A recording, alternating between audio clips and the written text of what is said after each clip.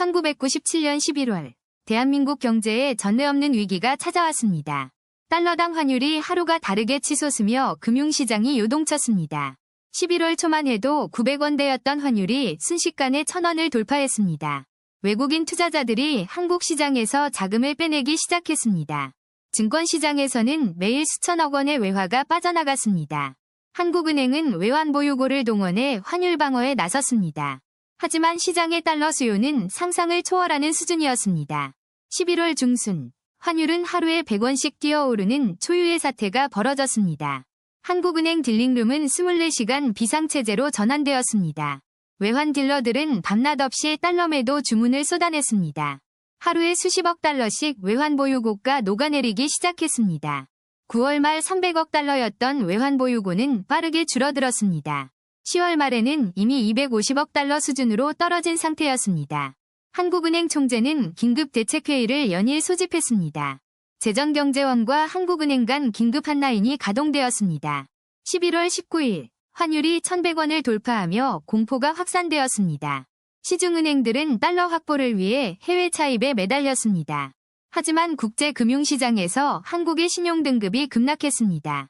외국 은행들은 한국 금융기관에 대한 신규 대출을 중단했습니다.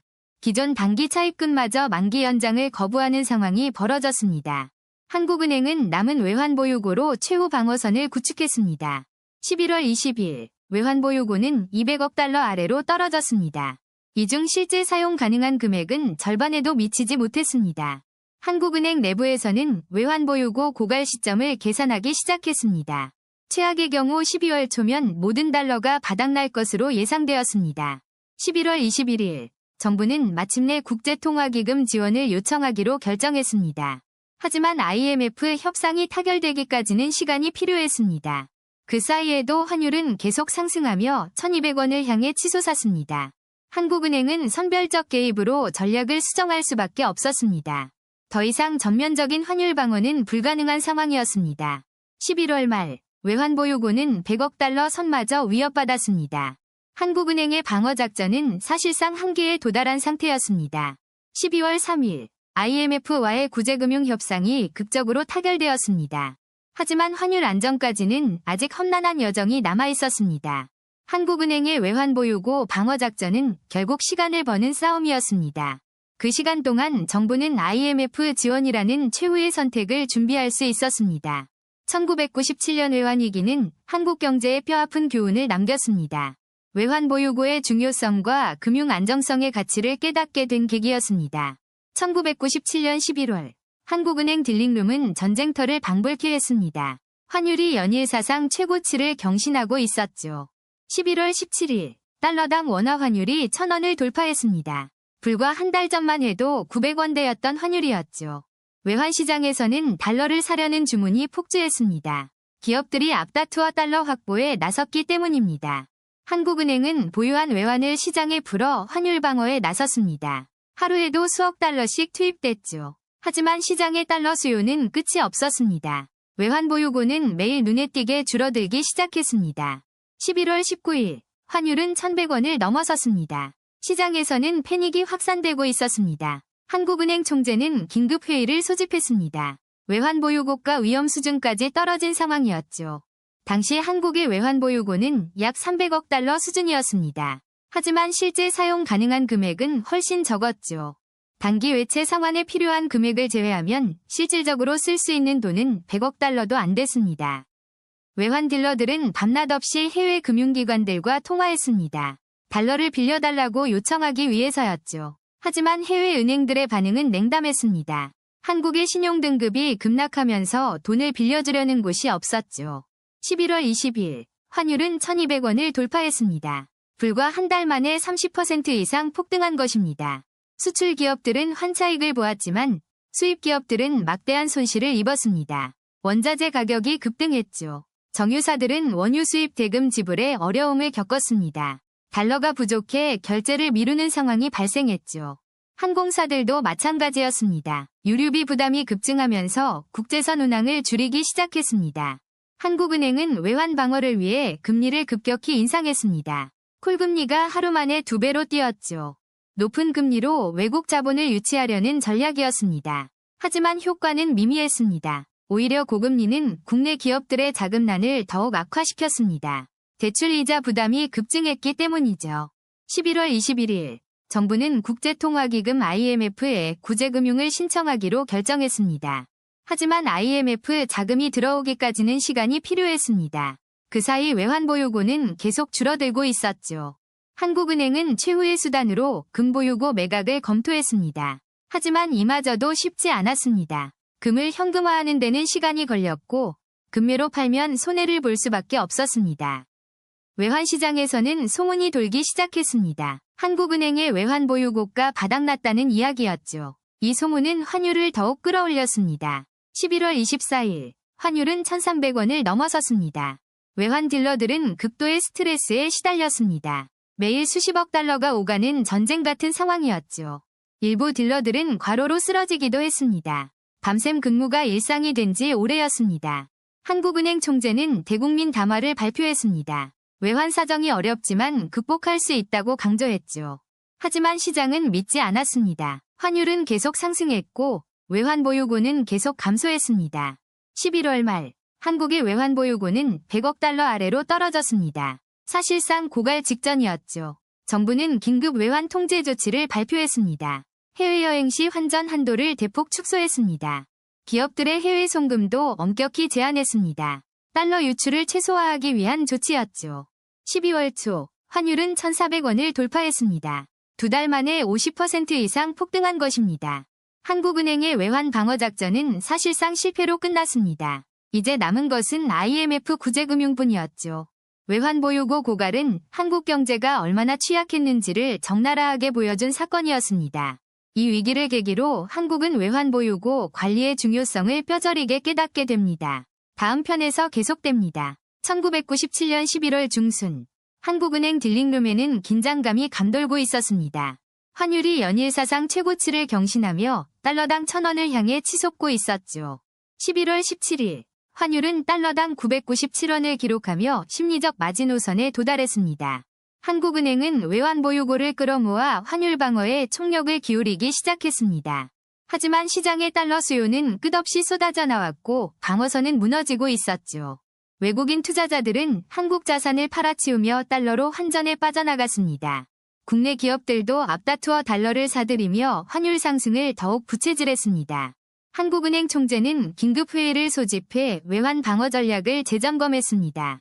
당시 외환 보유고는 공식적으로 300억 달러 수준으로 알려져 있었습니다.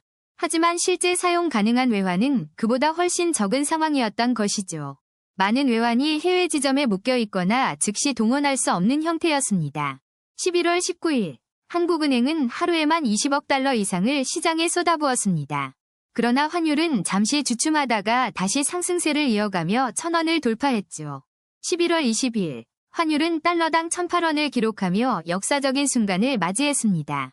이제 한국은행의 외환 보유고는 바닥을 드러내기 시작했고 선택지가 사라졌습니다.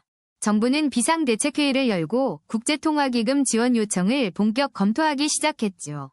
한편 시중은행들은 달러 확보에 혈안이 되어 있었고 금리는 치솟았습니다. 기업들의 해외 차입금 상환 압박이 거세지면서 도미노 부도 위기가 현실화됐습니다. 11월 21일 정부는 드디어 국제통화기금에 공식 구제금융을 요청했습니다. 이 소식이 전해지자 환율은 더욱 급등하며 달러당 1,100원을 향해 치솟았죠. 한국은행 딜링룸 직원들은 밤낮 없이 외환시장을 모니터링하며 대응했습니다. 하지만 이미 시장의 신뢰는 무너졌고 외환 방어는 사실상 불가능한 상태였습니다. 11월 24일 환율은 달러당 1,139원까지 치솟으며 공포는 극에 달했습니다. 불과 한 달 사이에 환율이 40% 가까이 폭등한 전례 없는 사태였죠. 한국은행의 외환 보유고는 100억 달러 아래로 떨어지며 고갈 직전이었습니다. 이제 남은 것은 국제통화기금의 구제금융뿐이었고 협상이 급박하게 진행됐습니다. 정부 관계자들은 워싱턴으로 날아가 긴급 협상 테이블에 앉아야 했습니다. 국제통화기금은 550억 달러 규모의 사상 최대 구제금융 패키지를 제시했죠. 하지만 그 대가로 가혹한 구조조정과 긴축 정책을 요구하며 협상은 난항을 겪었습니다. 한국은행은 마지막 남은 외환으로 필수 수입품 결제만 간신히 유지하고 있었습니다. 12월 3일 마침내 한국 정부와 국제통화기금 간 구제금융 합의가 이루어졌습니다. 이로써 2달간의 처절했던 외환보유고 방어작전은 막을 내리게 되었습니다. 한국은행의 외환 방어 실패는 국가 경제 주권을 잃는 뼈아픈 교훈을 남겼죠. 하지만 이 위기는 한국 경제가 근본적으로 체질을 개선하는 계기가 되기도 했습니다. 다음 편에서는 국제통화기금 시대의 시작과 구조조정의 아픔을 다루겠습니다. 1997년 11월 말 한국은행 딜링룸은 전쟁터를 방불케 했습니다. 환율 방어의 마지막 순간이 다가오고 있었죠. 달러당 원화 환율은 연일 사상 최고치를 경신하며 천정부지로 치솟았습니다. 이미 통제 불능 상태였습니다. 한국은행 외환보유고는 바닥을 드러내기 시작했습니다. 남은 탄약은 얼마 되지 않았죠.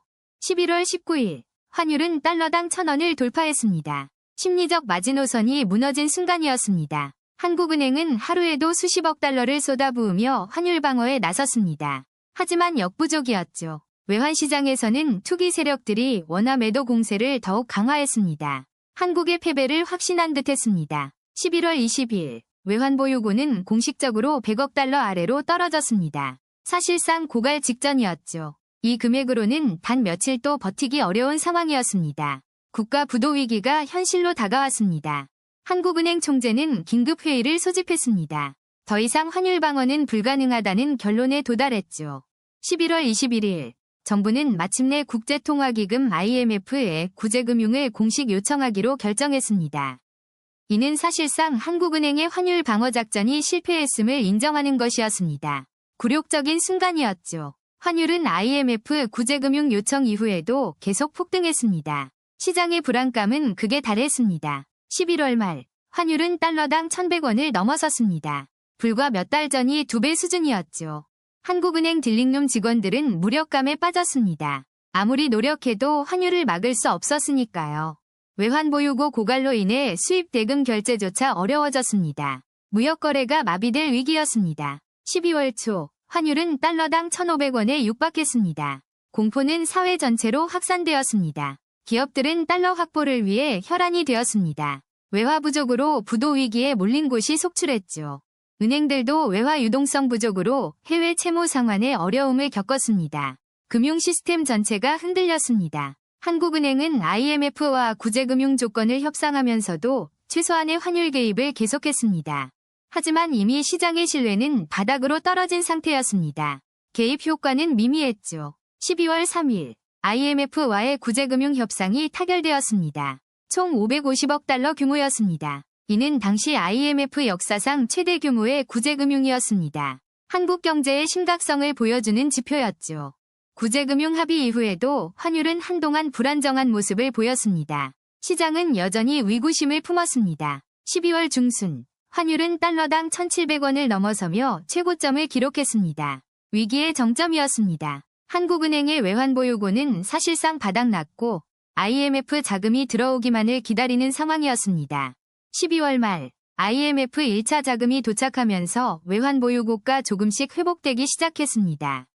동시에 정부는 강력한 긴축 정책과 구조조정을 시행했습니다. IMF가 요구한 조건들이었죠. 1998년 초 환율은 서서히 안정세를 찾기 시작했습니다. 최악의 고비는 넘긴 것처럼 보였습니다.